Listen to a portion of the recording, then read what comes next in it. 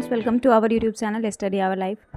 तो SRS classes का बिहार दरोगा का प्रैक्टिस सेट जो कि वॉल्यूम 1 हमने स्टार्ट किया था, इसमें सेट 1 आपका हो चुका है। जो लोग नहीं देखे हैं, कल आपका जो है 5:45 का लमसम वीडियो आया था, आप लोग जाके देख सकते हैं, यूट्यूब चैनल पे अवेलेबल है। लिंक हम वीडियो का जो है दे देंगे आपको टेलीग्राम चैनल पे, जिन लोगों को नहीं मिल पाता टेलीग्राम से देख लीजिएगा। एंड साथ में इस वीडियो का हम प्लेलिस्ट बना देंगे जहाँ पे आपको टोटल 15 सेट का जो है विथ एक्सप्लेनेशन आपको सेट मिल जाएगा। तो चलिए स्टार्ट करते हैं, और वीडियो समाप्त होने के बाद हम पीडीएफ भी आपको दे देंगे। तो पहला सेट हमारा हो चुका था, आज हमारा सेकंड सेट है। तो ये रहा आपका सेट नंबर 2। टोटल इसमें 100 प्रश्न होंगे, 120 मिनट आपको टाइम दिया जाएगा। तो आप लोग अगर आंसर करना चाहते हैं साथ में तो आंसर कीजिए और अपना स्कोर जरूर कमेंट में बताइएगा।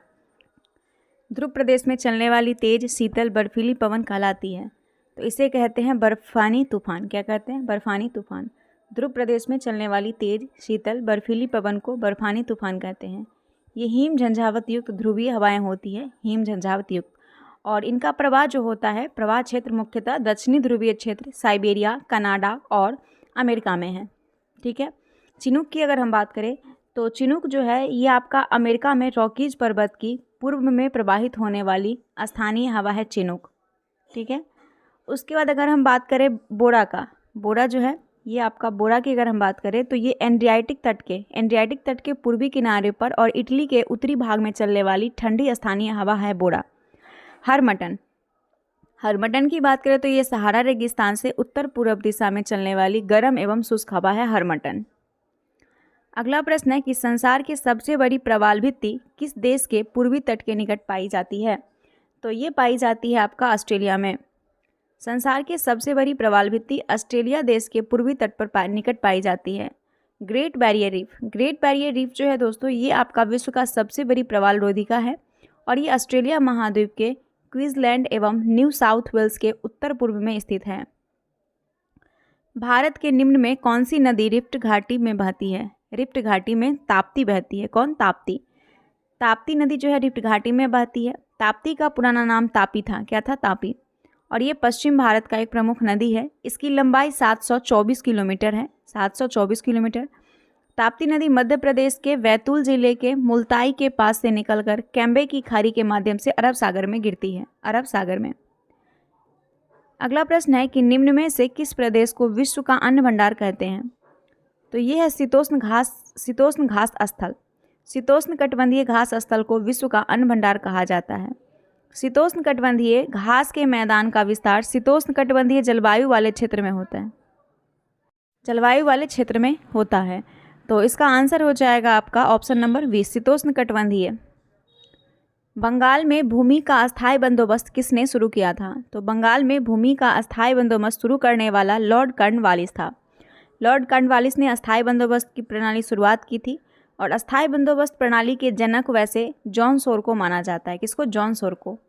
मार्च 1793 ईस्वी में कॉर्नवालिस ने भू राजस्व की अस्थायी बंदोबस्त प्रणाली प्रारंभ की थी। निम्नलिखित में किसने अंग्रेज को भारत में अपनी फैक्ट्री स्थापित करने की अनुमति दी थी?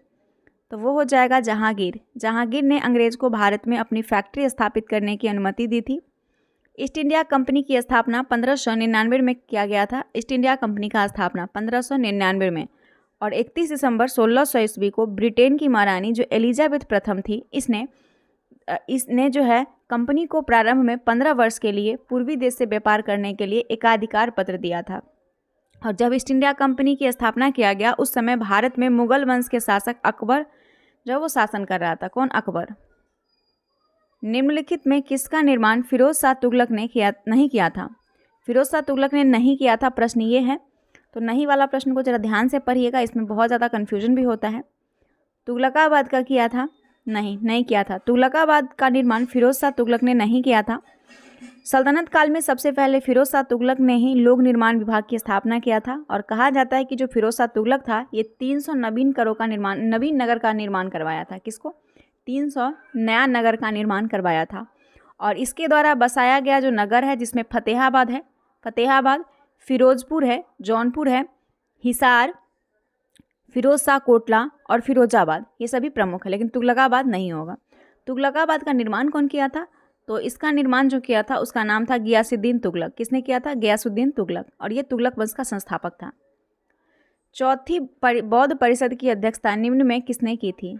तो वो किया था वसुमित्र। चौथी बौद्ध संगति की अध्यक्षता वसुमित्र ने किया था। बौद्ध धर्म की चौथी संगति कुषाण शासक कनिष्क के शासनकाल में कश्मीर के कुंडलवन में हुआ था। भारत के उच्चतम न्यायालय के न्यायाधीश के लिए संविधान द्वारा अधिकतम आयु अभी निर्धारित क्या है? तो अधिकतम आयु हो जाएगा आपका 65 वर्ष। भारत के संविधान में उच्चतम न्यायालय के न्यायाधीश के लिए अधिकतम आयु संविधान के द्वारा 65 वर्ष के लिए अभी निर्धारित किया गया है। भारतीय संविधान का आर्टिकल 124 का 2 जो है, इसके अनुसार राष्ट्रपति अपने हस्ताक्षर और मुद्रा सहित अधिपत्र द्वारा उच्चतम न्यायालय के प्रत्येक न्यायाधीश को नियुक्त करता है और वो न्यायाधीश तब तक पद धारण करते हैं जब तक 65 वर्ष की आयु प्राप्त नहीं कर लेते हैं, तब तक। अच्छा, प्रश्न ये भी पूछता है कि उच्चतम न्यायालय का स्थापना कब हुआ था?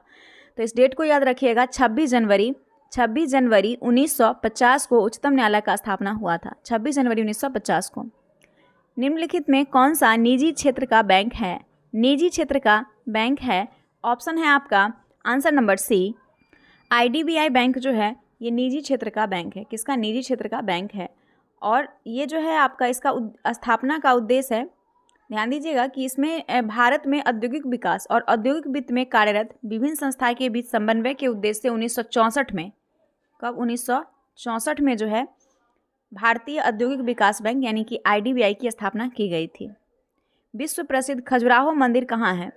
खजुराहो मंदिर ये आपका मध्य प्रदेश में है। खजुराहो मंदिर मध्य प्रदेश के छतरपुर में है और ये चंदेल राजा द्वारा निर्मित है और ये जैन और वैष्णव मंदिर कला का नमूना है, जैन वैष्णव मंदिर का।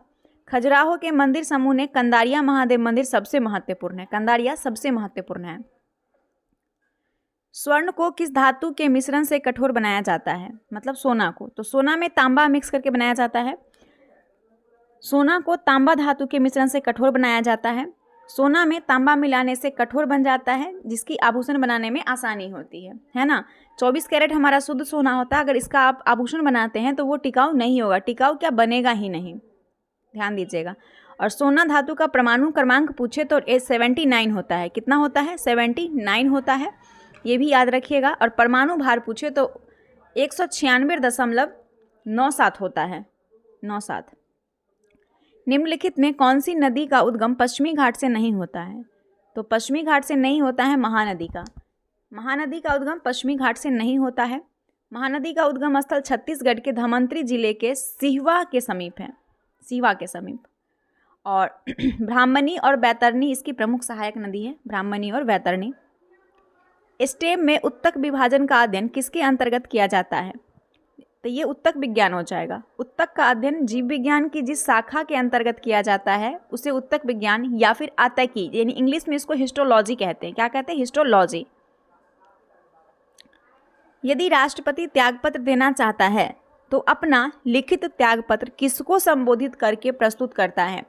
तो अगर राष्ट्रपति त्यागपत्र देना चाहता है तो अपना लिखित त्यागपत्र जो है इसमें से कोई नहीं होगा, क्योंकि वो भारत को प्रधानमंत्री को नहीं देगा, लोकसभा अध्यक्ष को नहीं देगा, भारत के न्यायाधीश को नहीं देगा। ये देगा तो भारत के जो उपराष्ट्रपति होंगे उनको देगा। उपराष्ट्रपति राष्ट्रपति को और राष्ट्रपति उपराष्ट्रपति को देता है, ठीक है। तो ये आप याद रखिएगा। और अनुच्छेद 56 जो है, अनुच्छेद 56 ये राष्ट्रपति अपने पद ग्रहण की तिथि से लेकर 5 वर्ष की अवधि तक ये राष्ट्रपति कार्यकाल रहता है। किसी वर्ष में भारत छोड़ो आंदोलन आरंभ हुआ था? किसी नहीं होगा, किस वर्ष में भारत छोड़ो आंदोलन आरंभ हुआ था? तो भारत छोड़ो आंदोलन का शुरुआत जो हुआ था ये 9 अगस्त 1942 को हुआ था। 9 अगस्त 1942 को हुआ था। 14 जुलाई 1942 को वार्धा में आयोजित कांग्रेस कार्य समिति की बैठक में भारत छोड़ो आंदोलन का जो है वो प्रस्ताव पारित होता है 14 जुलाई को। और आरंभ में कांग्रेस भारत छोड़ो आंदोलन के पक्ष में नहीं था, तो गांधी जी ने कहा कि मैं देश के बालू से कांग्रेस से बड़ा आंदोलन खड़ा कर दूंगा। ये गांधी जी का स्टेटमेंट था। और कभी कभी ये भी स्टेटमेंट पूछ लेता है कि स्टेटमेंट किनका है। तो देश के बालू से मैं कांग्रेस से बड़ा आंदोलन खड़ा कर दूंगा, ये गांधी जी का स्टेटमेंट था। और अंततः 8 अगस्त 1942 को मुंबई के ऐतिहासिक ग्वालियर टैंक मैदान में आयोजित कांग्रेस की बैठक में भारत छोड़ो आंदोलन का प्रस्ताव जो है वो पारित हो गया। और इसीलिए 9 अगस्त को हम लोग क्या मनाते हैं? 9 अगस्त को भारत छोड़ो आंदोलन दिवस के रूप में मनाते हैं। नोबेल पुरस्कार किस क्षेत्र में नहीं दिया जाता है?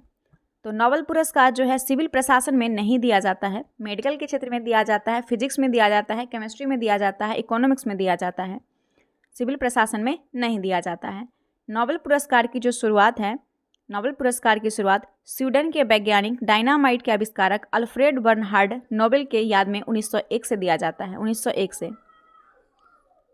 फ्यूज तार में क्या होना चाहिए? फ्यूज तार में, तो फ्यूज तार में होना चाहिए उच्च प्रतिरोध और निम्न गलनांक, उच्च प्रतिरोध और निम्न गलनांक होना चाहिए। निम्नलिखित भूमि सुधार उपायों में से किसको अब तक भारत में पूरी तरह कार्यान्वित कहा जा सकता है? तो वो होगा मध्यस्थों का उन्मूलन। भूमि सुधार उपायों के मध्यस्थ का उन्मूलन अब तक भारत में पूरी तरह कार्यान्वित कहा जा सकता है। और स्वतंत्रता से पहले से ही इस बात को स्वीकार किया जाता था कि भारत में आर्थिक गतिहीनता का प्रमुख कारण कृषि क्षेत्र में गतिहीनता है, और इस क्षेत्र में गतिहीनता का मुख्य कारण शोषणकारी भूमि का संबंध है, शोषणकारी भूमि का। 20 नंबर प्रश्न है कि कम्युनिस्ट मैनिफेस्टो किसने लिखा था? ये पुस्तक है कम्युनिस्ट मैनिफेस्टो।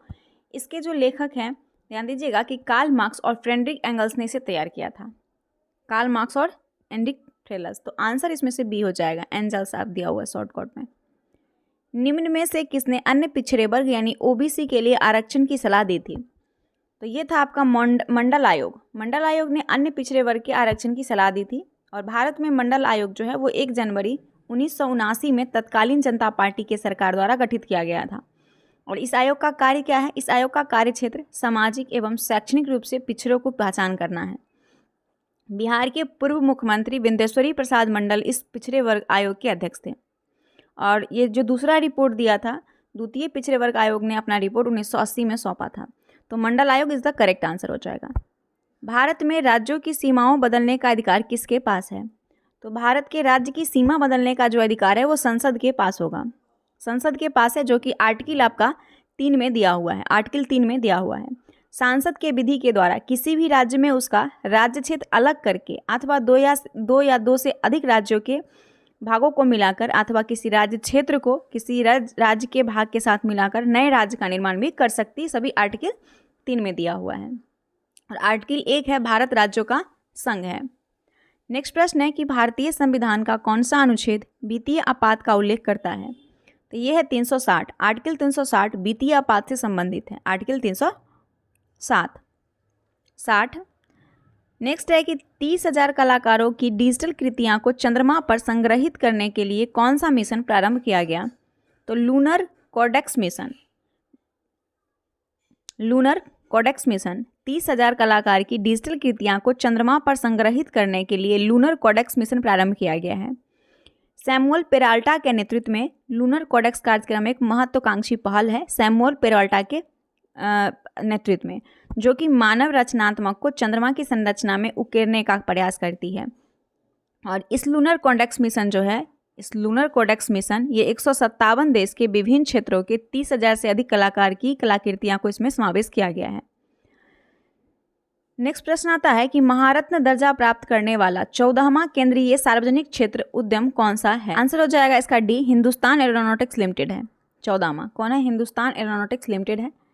और दिसंबर 2024 के अनुसार भारत के 14 महारत्न कंपनी है। महारत्न की अवधारणा मई 2010 में लाई गई थी। कब? 2010 में। पहली बार फिडे रैंकिंग में टॉप 10 में शामिल होने वाला भारतीय शतरंज खिलाड़ी कौन है? तो वो है डी गुकेश। डी गुकेश पहली बार फिडे रैंकिंग में टॉप 10 में शामिल होने वाले पहले भारतीय शतरंज खिलाड़ी हैं, डी गुकेश। क्वाड में शामिल देश नहीं है, तो क्वाड में शामिल देश नहीं होगा आपका ब्रिटेन नहीं है। क्वाड 4 देशों का समूह है जिसमें कि जापान, ऑस्ट्रेलिया, भारत और अमेरिका सम्मिलित है। आगे देखते हैं, भारत में पहली बार लुप्तप्राय हिमालयी गिद्ध का सफल प्रजनन कहाँ करवाया गया है? तो ये करवाया गया है असम में। असम राज्य के चिड़ियाघर ने भारत में पहली बार कैद में हिमालयी गिद्ध प्रजनन को रिकॉर्ड किया है।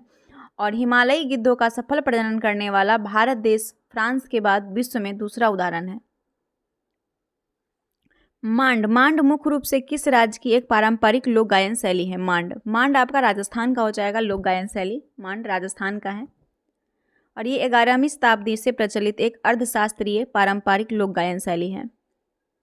निम्नलिखित में से किस पुर्तगाली लेखक ने दक्षिण भारत के व्यापार और समाज के बारे में लिखा?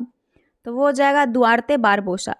पुर्तगाली लेखक दुआर्ते बारबोसा ने दक्षिण भारत के व्यापार और समाचार के बारे में विस्तार से लिखा है।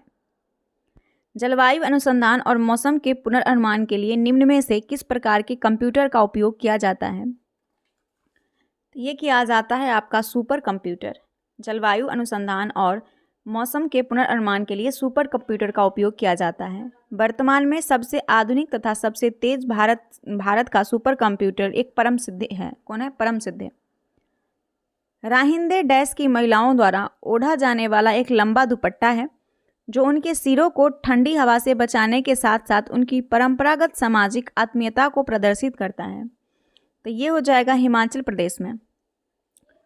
राहिंदे हिमाचल प्रदेश की महिला द्वारा सिर पर पहना जाने वाला एक वस्त्र है जो उनके सिर को ठंडी हवाओं से बचाता है ना, और साथ ही साथ उनकी परंपरागत सामाजिक आत्मीयता को भी प्रदर्शित करता है।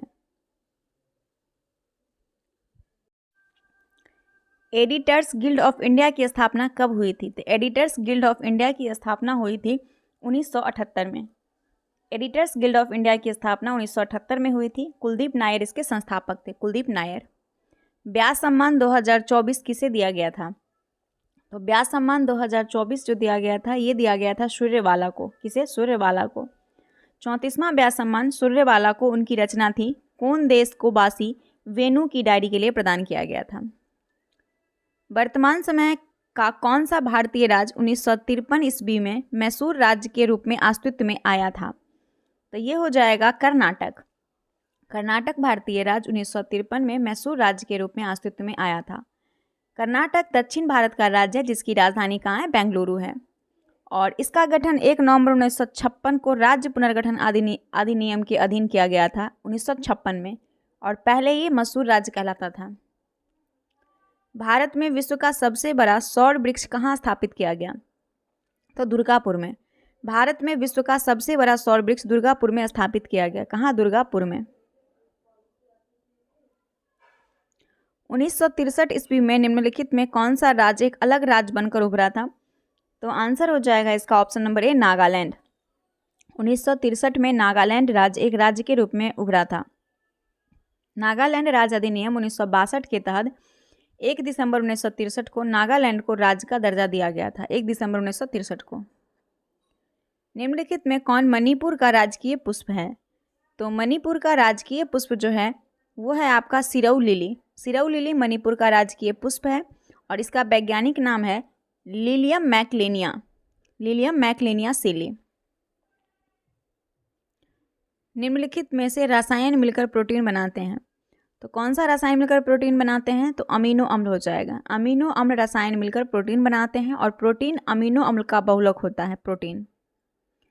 विंडो 10 पर वॉल्यूम बढ़ाने के लिए किसको दबाना होगा? विंडो 10 पर तो F8 को।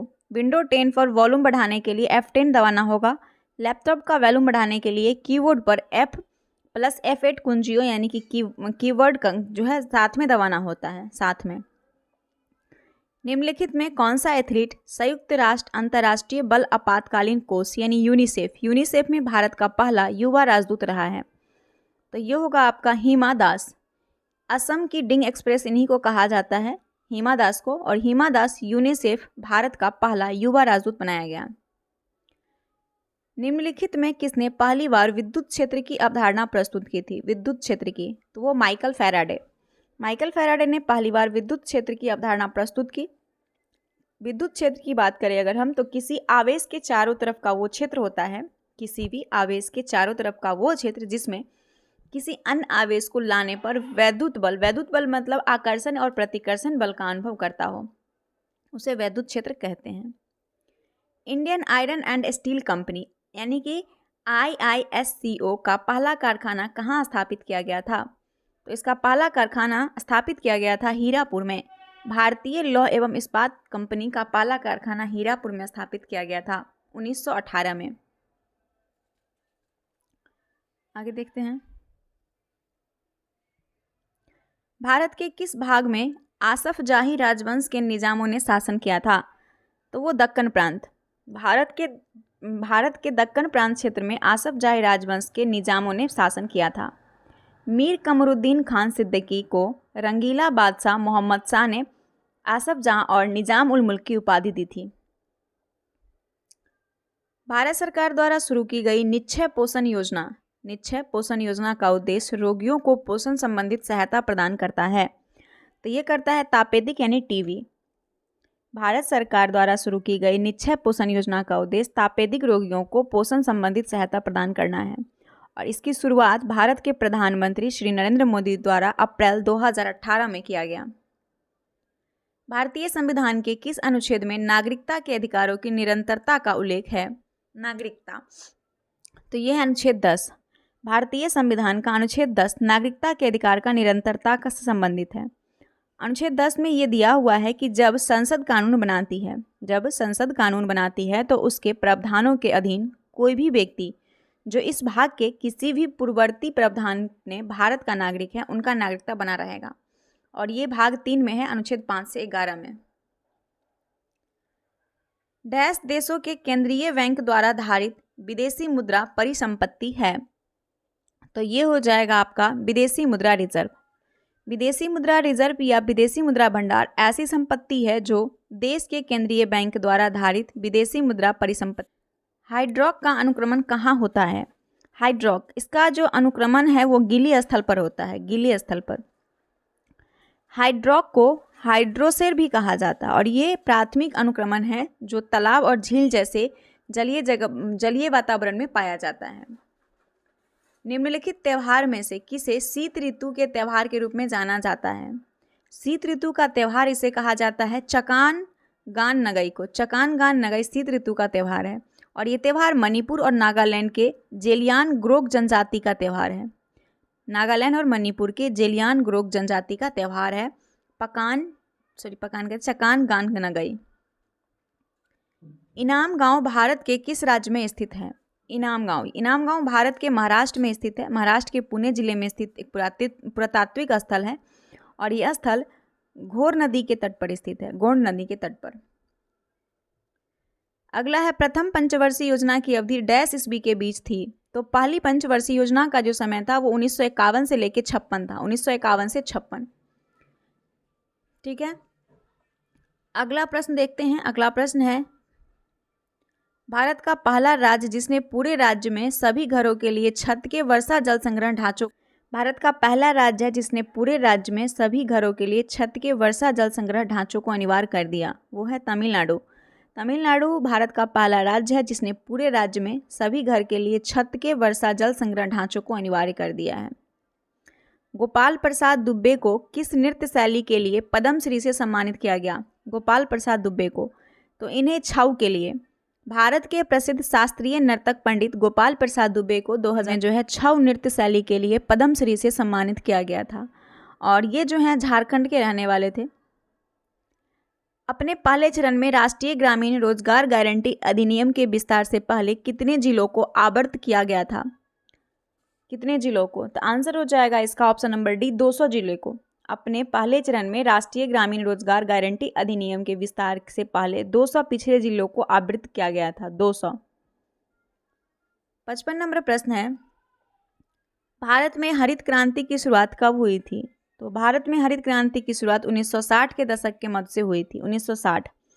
और हरित क्रांति एक प्रक्रिया है जिसके अंतर्गत पारंपरिक कृषि विधियों का प्रतिस्थापन नवीन वैज्ञानिक तकनीक से किया जाता है। भारत में हरित क्रांति की शुरुआत 1966 से 67 ईस्वी में माना जाता है, 66 से 67 ईस्वी में माना जाता है, 1966 से, ध्यान दीजिएगा।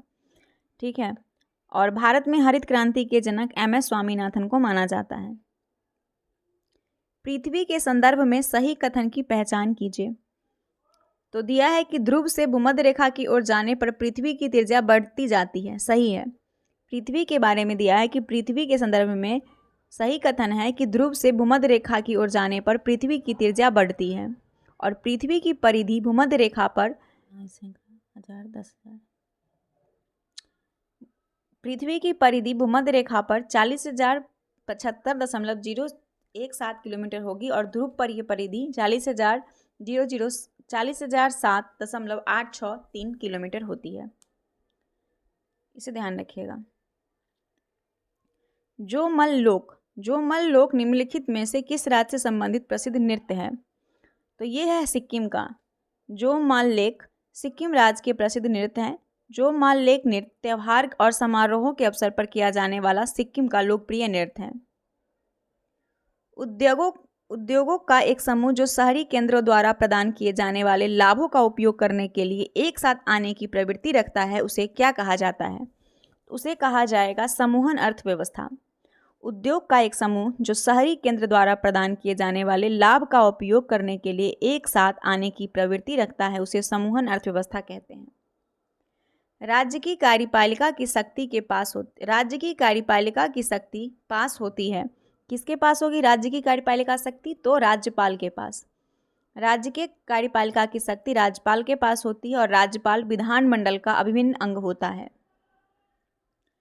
अगला है कि मौलिक कर्तव्य की कौन सी उपधारा स्वतंत्रता के लिए हमारे राष्ट्रीय संघर्ष को प्रेरित करने वाले उच्च आदेश को हृदय में संजोए रखे और उनका पालन करे के बारे में बात करती है?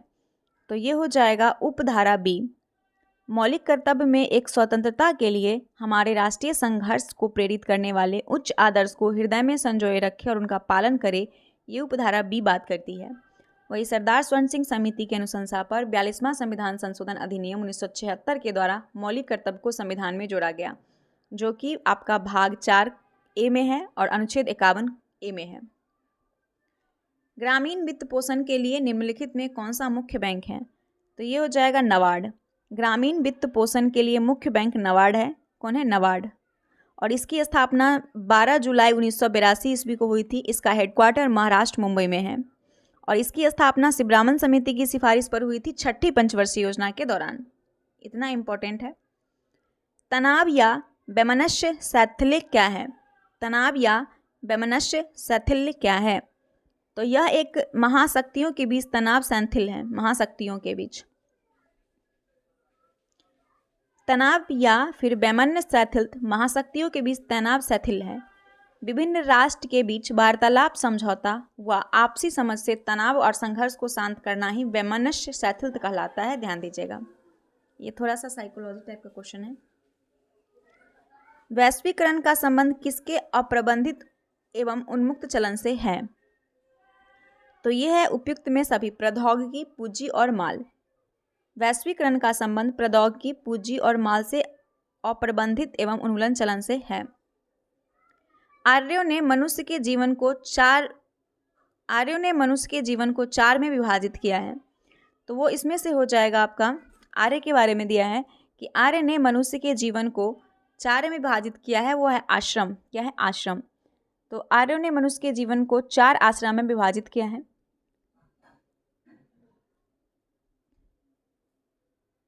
और ये 4 आश्रम क्या है? 4 आश्रम है ब्रह्मचर्य, गृहस्थ, वानप्रस्थ और सन्यास। ये 4 आश्रम हैं। जॉन ऑफ आर्क की मृत्यु कैसे हुई? जॉन ऑफ आर्क की मृत्यु कैसे हुई? तो धर्मद्रोही या विधर्मी मानकर जलाने से इसकी मृत्यु हो गई थी।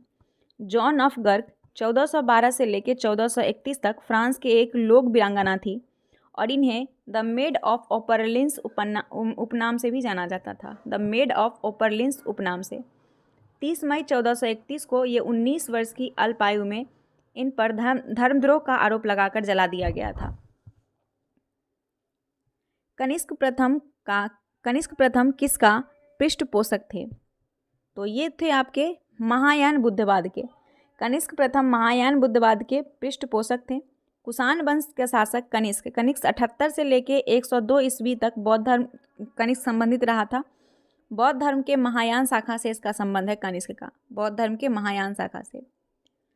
भारत के निम्नलिखित में से किस शहर को कभी भी सूरज की ऊर्ध्वाधर किरणें नहीं मिलती है? तो ये हो जाएगा आपका कौन सा है? चंडीगढ़। चंडीगढ़ हो जाएगा। भारत के शहर चंडीगढ़ शहर को कभी भी सूरज की ऊर्ध्वाधर किरणें नहीं मिलती है।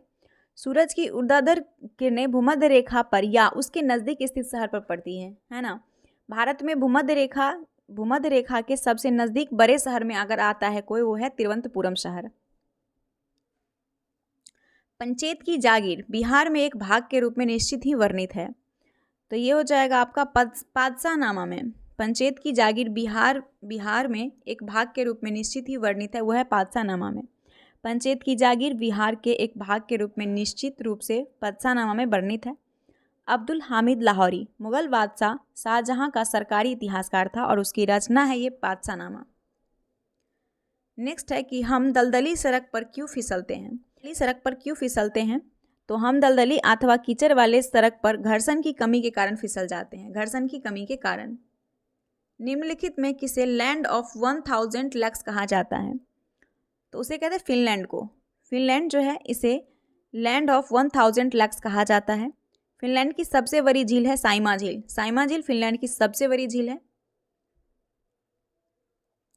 ऐसा वृक्ष जो ग्रीन गोल्ड के नाम से लोकप्रिय है लेकिन जो पारिस्थितिकी की दृष्टि से अनर्थकारी है, कौन सा है? तो ये हो जाएगा आपका यूकलिप्टस। यूकलिप्टस ऐसा वृक्ष है जो ग्रीन गोल्ड के नाम से भी लोकप्रिय है लेकिन जो पारिस्थितिक दृष्टि से अनर्थकारी है।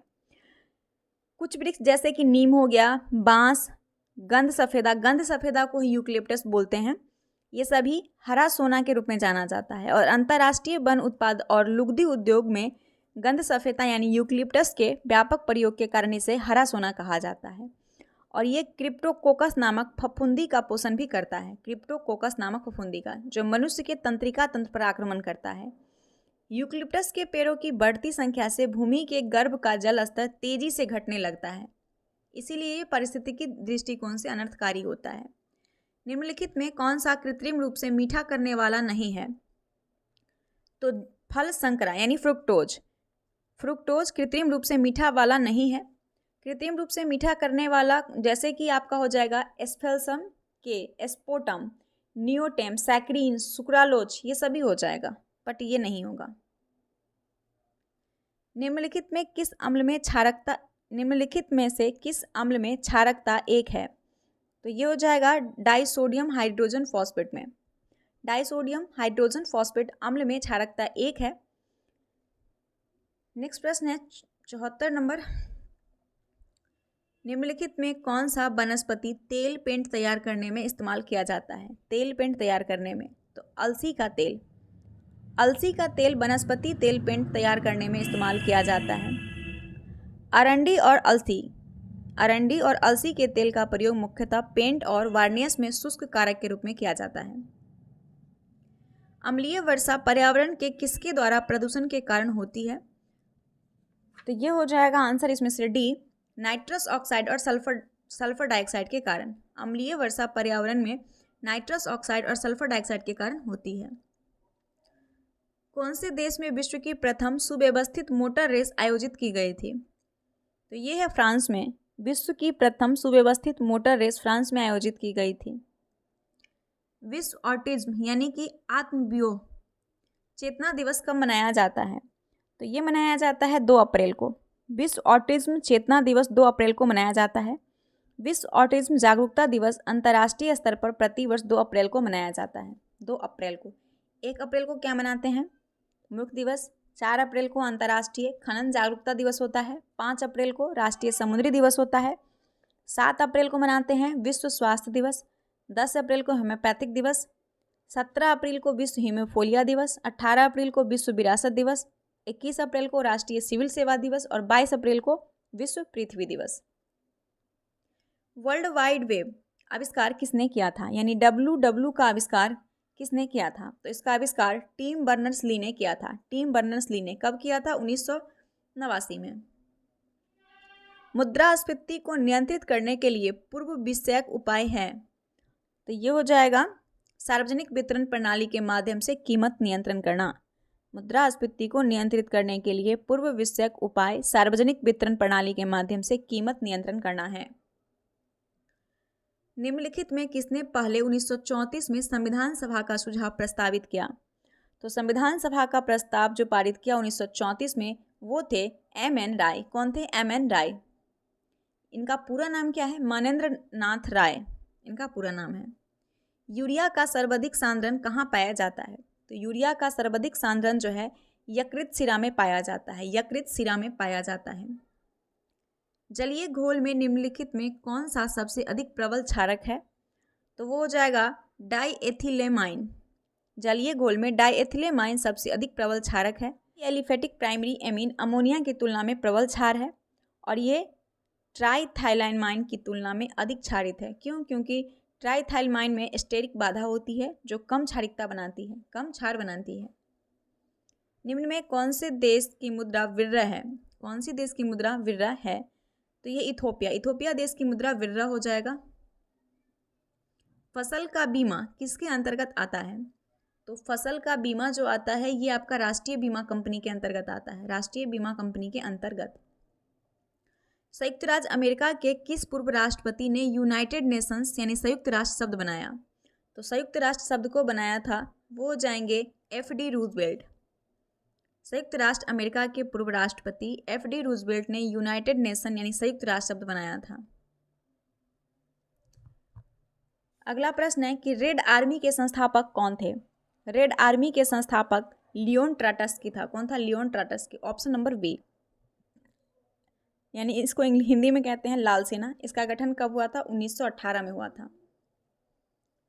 निम्नलिखित में से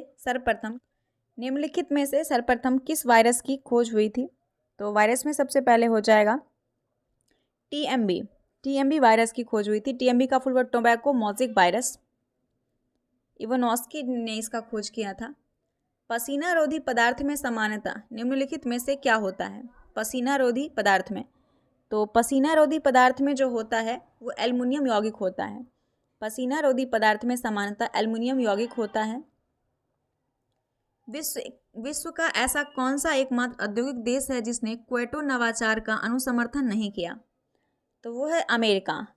विश्व का एकमात्र औद्योगिक देश संयुक्त राज्य अमेरिका है जिसने क्योटो नवाचार का अनुसमर्थन नहीं किया।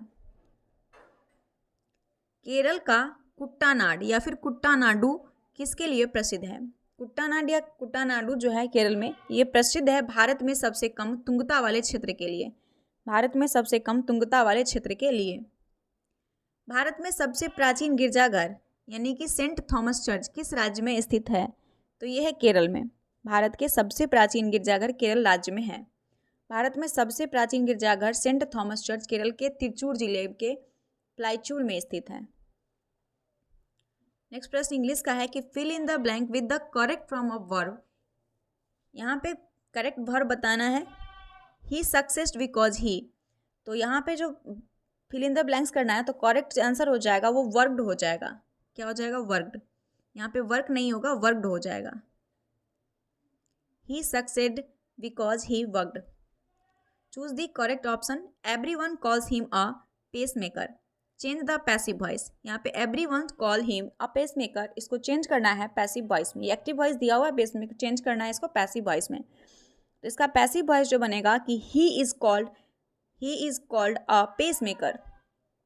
ही is called a pacemaker. Option number C is the correct answer.